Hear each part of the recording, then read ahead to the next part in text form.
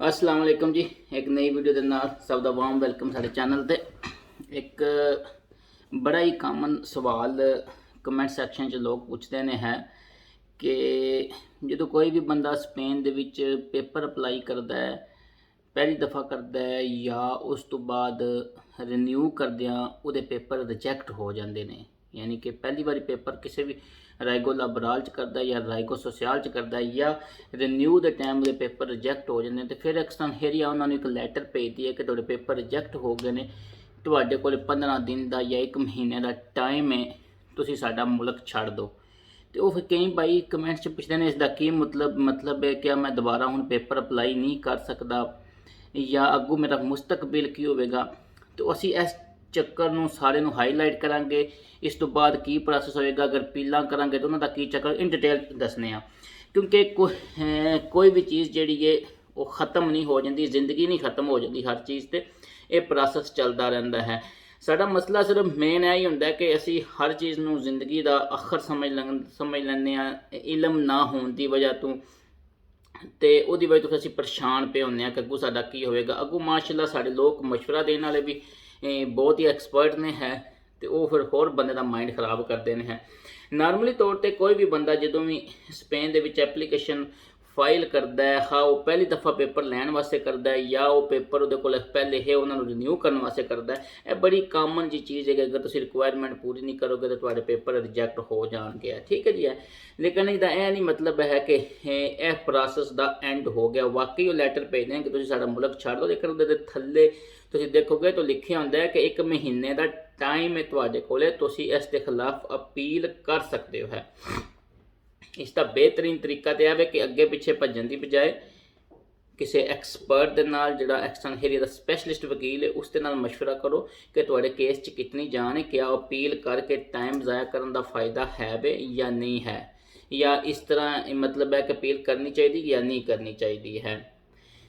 ठीक है जी है, उस तो बाद तुसी इस के खिलाफ अगर अपील करते हो, ठीक है जी है, अपील जी है ये 2 किस्मां की होंदी है। ठीक है जी है, एक अपील होंदी है कि वो ही फैसले नूं रिवर्स किया जाए है, ये यानी कि वो जो फैसला होया उसके खिलाफ अपील होगी, उन्होंने के खिलाफ होगी जिन्ना यानी कि उन्होंने अगे होगी जिन्होंने पहले केस रिजैक्ट किया। ठीक है जी है, इन्हों कहते हैं रिकुर्सो दे रिपोजिशन। ठीक है जी, दूसरी अपील होंदी है कि उस तो बाद उस एडमिनिस्ट्रेशन के हायर अथॉरिटी के अंदर की जाती है, उन्होंने कहते हैं रिकुर्सो दे अलसादा। ठीक है जी, ये नॉर्मली 3 महीने के अंदर अंदर इन्होंने फैसला देना होंदा है। ठीक है जी है, हूँ ये दौरान तुम की कर सकते हो, इस दौरान तुम रह सकते हो स्पेन के, तुहानू कोई बंदा कढ़ नहीं सकता है। तुम स्पेन के रहना, कोई डिपोर्ट शपोर्ट नहीं, आर्डर नहीं होंगे, कुछ नहीं होंगे, तुम रहना तक कि थोड़ी अपील का फैसला आ जाए। सेम ही चीज़ जी है जोड़े बंदे इलीगल खरीदते हैं और उन्होंने रिपोर्ट फाइल ओपन करते हैं, उन्होंने भी सेम ही अपील का प्रोसैस होंदा है। ठीक है जी, हर बंदे को 1 महीने का टाइम होंदा है, उस दौरान उसने अपील करने की। एक इंपोर्टेंट चीज़ ये होंदी है कि अगर तुम अपील के विचों मिसाल के तौर पर तो उस प्रोसैस की अपील है तो किसी दूसरे प्रोसैस तुहाडा काम बनता पाया तो तुम उसनूं कर सकते हो। मिसाल के तौर पर एक बंदे ने राइगो सोसियाल के 3 साल बेस पर पेपर जमा कराए ने, उसकी अपील की है और वो ये प्रोसैस है, लेकिन उस तो बाद अच्छा कंट्रैक्ट मिल जाता तो दोबारा किसी और जगह पर पेपर जमा करा सकता है, बिल्कुल करा सकता है, इसका कोई इशू नहीं है। ठीक है जी है, और नॉर्मली जिस मैं दसा 3 महीने के अंदर अंदर हायर अथॉरिटीज़ ने इसका फैसला करना होंदा है।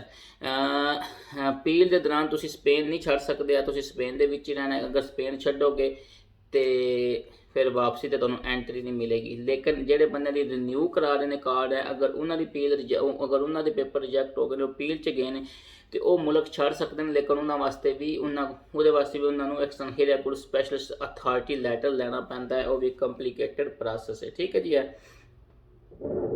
उस तो बाद तुसी जेड़ा अगर इन्हां दे दोवां अपीलों का रिजैक्ट हो जाए किसी सूरत तो दोनों स्पेनिश एडमिनिस्ट्रेशन जी समझती है कि नहीं तुहाडी अपील च जान नहीं है तो तुसी जेड़ा इसके खिलाफ फिर अदालत में जा सकते हो। है ठीक है जी है, और अदालत का अगू फिर लम्मा प्रोसैस होंदा है तो वह फिर लम्मा चलता है। लेकिन यह कि तो चलो तुहानूं यह समझ आ जाए कि अपील की होंदी है, कित्थे कित्थे असीं अपील कर सकते हैं, उस तो बाद अदालत कदों जा सकते हैं ਔਰ ਇਸ ਦੌਰਾਨ ਅਸੀਂ ਇਸ ਮੁਲਕ ਵਿੱਚ ਰਹਿ ਸਕਦੇ ਹਾਂ, ਸਾਨੂੰ ਕੋਈ ਇਸ਼ੂ ਨਹੀਂ ਹੈ।